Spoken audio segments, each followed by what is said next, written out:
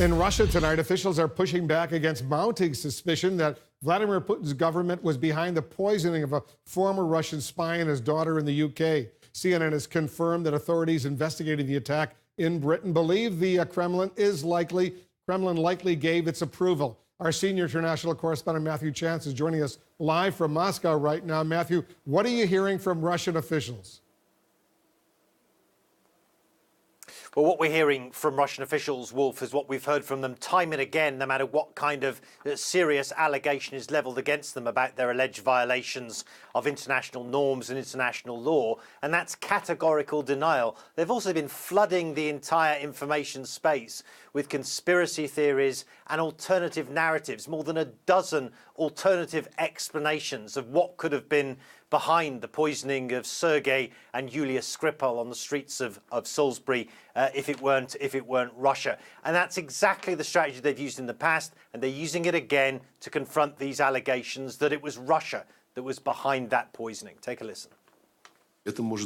There could be a whole number of reasons, and none of them can be ruled out. Tonight, a defiant Kremlin lashing out and placing new blame, insisting again that it had nothing to do with a brazen assassination attempt of former Russian spy Sergei Skripal and his daughter Yulia last month in Salisbury, England. No other country has a combination of the capability, the intent and the motive to carry out such an act. Sources say the sophisticated nature of the attack that included heavy doses of the nerve agent placed on Sergei Skripal's front doorknob points directly to orders from the Kremlin. There are other explanations, in addition to those mentioned by our Western colleagues. Russian Foreign Minister Sergei Lavrov shot back Monday, saying the poisoning may well have been planned by Britain to distract from Brexit.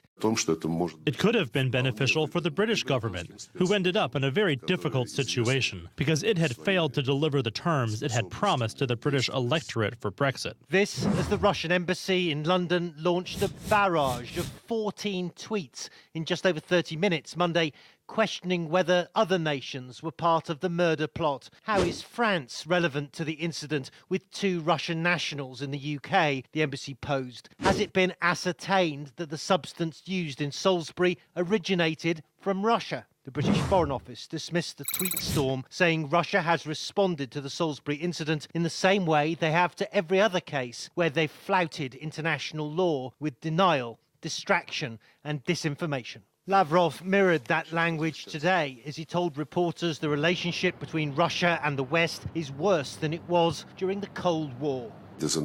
They resort to defamation, disinformation, and outright lies. We respond to that wholeheartedly, insisting that any statements be substantiated with facts. Though Sergei and Yulia Skripal's conditions have both improved, the two remain hospitalized in England as their home country continues to maintain its innocence in the case.